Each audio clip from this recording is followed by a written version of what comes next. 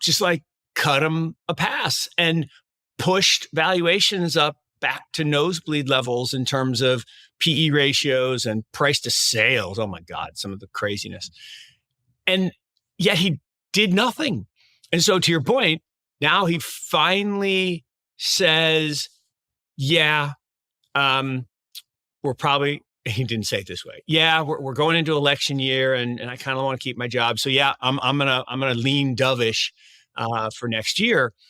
And this is insane, right? The people, and I was probably in that camp, that were recession watchers at the beginning of the year have been befuddled, right? There's been no recession. I mean, in fact, we've had pretty spectacular growth in the first couple quarters of the middle two quarters, second and third quarter. Fourth quarter is looking a little weakish, but that's not come to fruition. And so the idea of cutting rates, and yes, the dot plot says March, but the futures market says January. There is no way they should be cutting rates. We're not even back to the middle of the range. We're at the very bottom of the normal range over the last 70 years. And I think Druckenmiller went on TV and said the same thing. And then now he was long the 2-year. I mean, I think if you go back to the day he was on TV and said he was long the 2-year, it's about the same time. So, but 30-year rates falling is not bullish, right? I mean, just think about it. If low rates are not a sign of economic strength, they're a sign of economic weakness. High rates are a sign of economic strength because you can afford to have capital work the way it's supposed to work. When you have to cut rates, you don't cut rates because you think things are getting better. Full stop, right?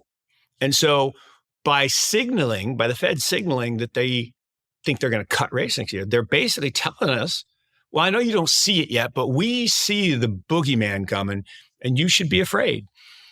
And the fact that they're talking about it in March, you should probably be really afraid. I mean, think about that. That's a huge about face. And the 30-year is down almost 100 basis points.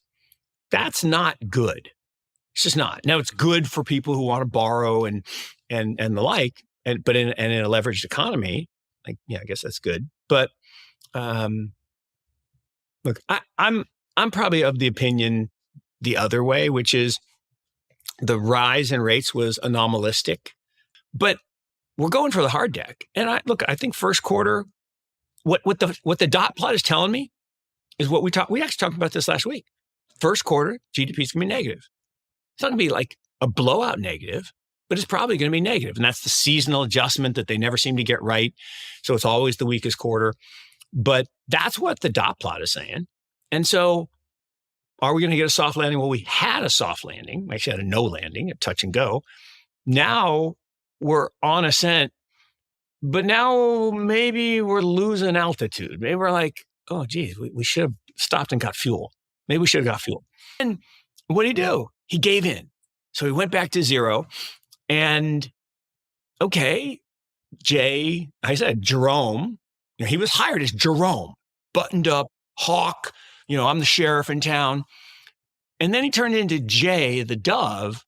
And then I joke he turned into Jay, the letter J, the pusher, like with the hoodie, and he's handing out stimmy checks in 2020. And I think my own personal opinion is that's not him. He did what he was told as part of the whole scam or whatever. He did what he was told. And then he was like, nope, this is not going to be my legacy. I'm going to do the right thing. And the right thing is to get us back to normal. And everybody says it's going to break. Well, no, remember, no one borrows at Fed funds except the banks. And the banks' balance sheets are good. The banks' balance sheets are good. Now we need the banks to make money. So we need the NIMs to expand. So I'm going to do that. And he did it. And we didn't have a recession. Arguably, maybe we did, maybe we didn't. But even if we did, it was only like a 2001 recession, right? 2001 was called a recession.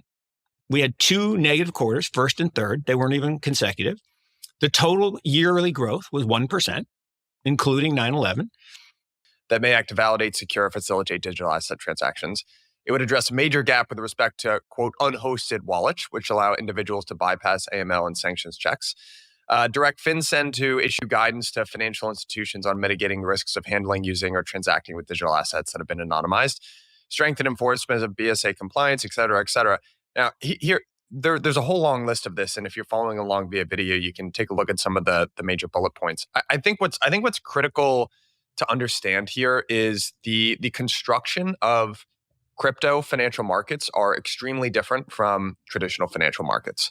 And that's why these things don't make any sense. So this is the whole, right. So I think that is the whole point. Because I don't think you can understand how these markets actually work and still say something like this. So the entire traditional financial apparatus, for better or worse, has basically been built around centralized intermediaries, right? I think Lynn Alden has done a phenomenal job of calling out sort of this the history of money and how it's changed and how first of all, global commerce has expanded to such a degree, and you've had a technological expansion as well, to the point where basically we solve the problem of having to move money around the globe very quickly with centralization and abstraction. And so what you have is these intermediaries, and it makes a lot of sense for our regulators to.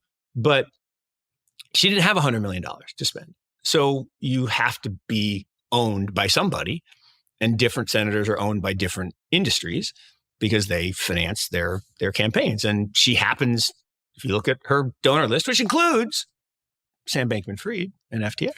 But if you look at that, they have to be on the side of those people. And look, she is in 100% agreement with Jamie Dimon and with the presidents of all the other banks.